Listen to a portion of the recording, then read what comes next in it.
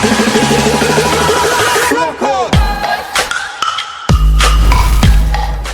what's up trainers, welcome back to a new video, and in today's video we're gonna be diving once again into the Spring Cup. As you can see right now, the team has changed a bit, just a small bit to be honest. The team right now is going to have the Tropius in the back. I said it in my previous video as well, and I tried it after I did my set yesterday with the 10-0. Then I tried it a bit different, as I felt like I was a little bit weak against the Polyred on the lead.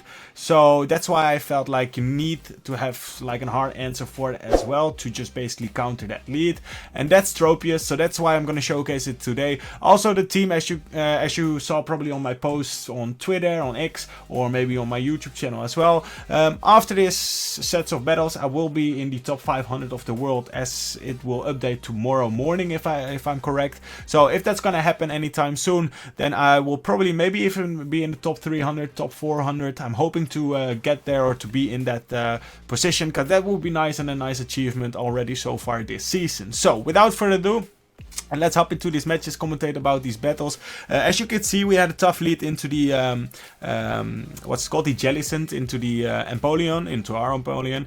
But we brought them into a range where we can actually farm them all the way down before they reach the potential energy ball there. So that's huge, and now we can actually fire off some drill packs here. I'm expecting them to probably go for a shadow ball at some point, which is obviously very logical to do, to think so, right? So I'm gonna take one, as I still believe that I can tank a shadow ball there, but my opponent decides not to throw, and I'm like, all right, if I can stack all this energy, then that's going to be fine. Also with the HP range that I still have there, that's just huge for me. So I'm gonna hard swap then into my Tropius, as my opponent is just not throwing any of their energy. They're actually allowing me to get to a or almost to get to a second move here, but now they're in a range where I think I can farm them down before they leave before they reach a potential leaf storm. And if they reach, then I'm gonna lose.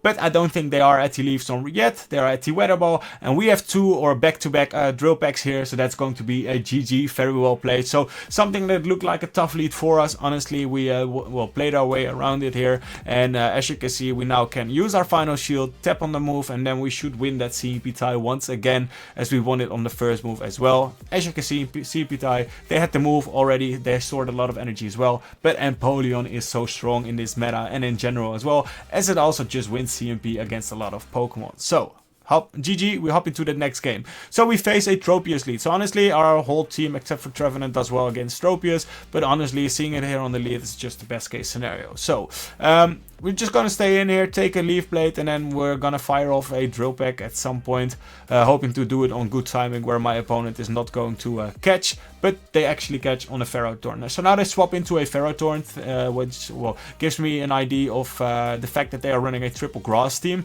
since they had one on the lead as well. But Ferrothorn, and they caught it, which is not the worst to be honest, because this actually puts them into a range where one Shadow Ball is going to be enough to knock them out. They didn't build up to a potential flash cannon there, so we can actually just let the move go through. I threw in bad timing here, but I'm not expecting them to shield, as I'm well quite a bit up on energy. They don't, so that's very nice for us, and we will actually make it to another shadow ball here. I threw in bad timing once again, but I just want to make sure that I got this off before they went for a potential leaf blade and get the KO there. So we actually grab a shield, which is understandable, as shadow ball would just do a lot of damage against any Pokemon really in this meta.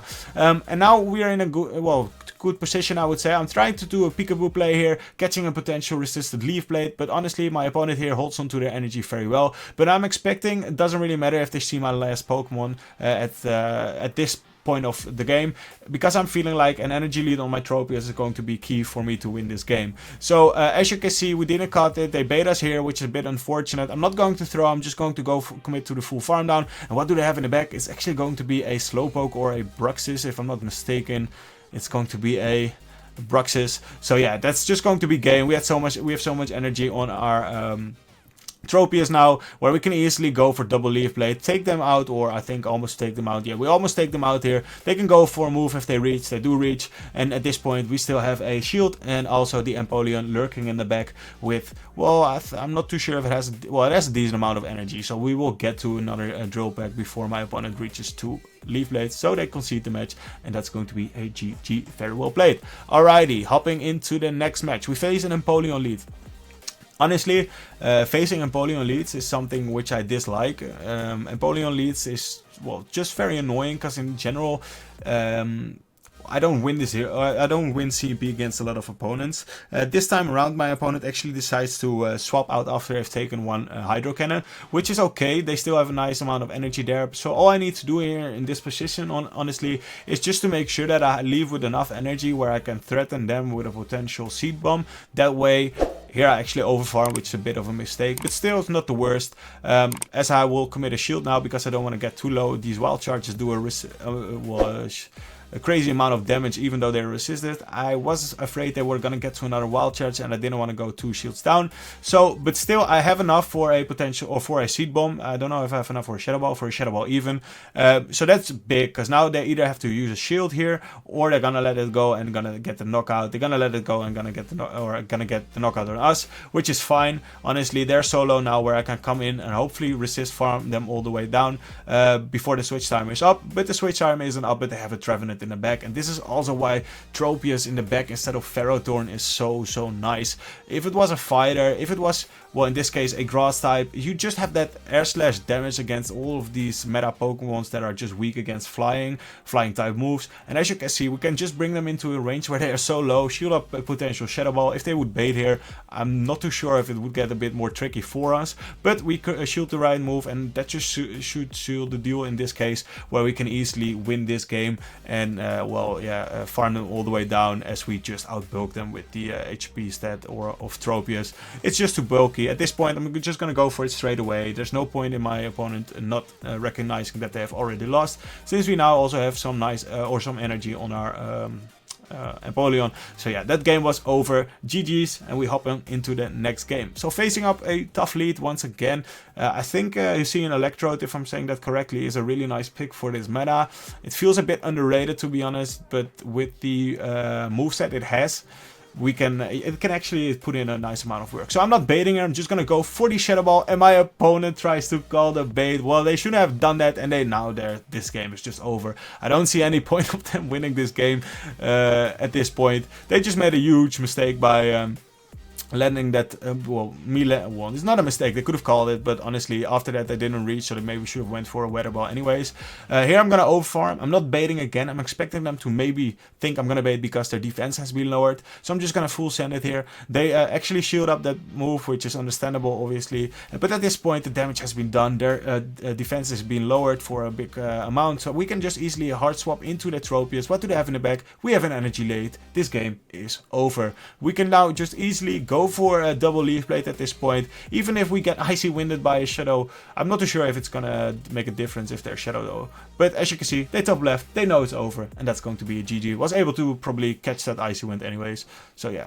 Alright, tough lead. In the next game, we face up against a Lanturn. And Lanturn, honestly, is a Pokemon which we can deal with. A Ferrothorn in the back would have been a way of better 2 checks for a Lanturn. But still, with the flying grass type in the back, you are still having a winning matchup here. So I'm gonna bait here.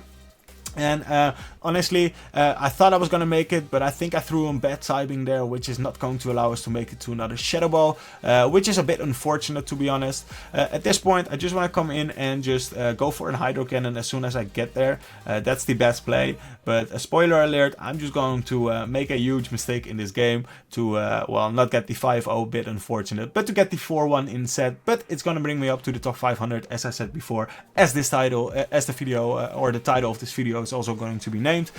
So yeah, the biggest mistake, you can't win them all because I also decided to swap in here, which is just stupid. It's just very stupid. Look at the damage the Shadow Fire Fang did to me. But they had a Tentacruel on the back, so I don't think we would have won there anyways, because our Poliwrath would have been already, or our Empoleon would have already been so low. So, as you can see, we take that 4-1. We are now at 2573 elo, which, as you can see as well, I tweeted something on my Twitter or on my X, whatever.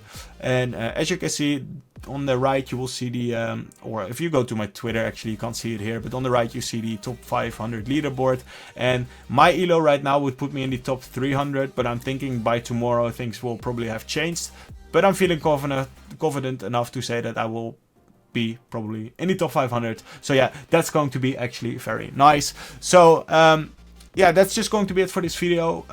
Hope you trainers really enjoyed this one. Honestly, Tropius in the back instead of Ferrothorn is something I would highly recommend you try as well to climb elo. Let me know what you think of this cup as well, the 2 weeks duration. Honestly, I feel like it's one of the best cups I've been playing since I've been playing the game. Why? Mainly because I feel like in the first week people really try to know how to play the game, knowing how the matchups, and in the second week I feel like I just know way better how to play with a specific team against another team, and your opponent can know that as well. That way you just basically evolve in doing different things all the time, instead of having sort of like a regular meta where it's more like rock paper scissors, as a lot of people are complaining as well. But I don't feel that way about this cup, so let me know what you think about this cup as well. Alright, see you trainers in the next video. Peace.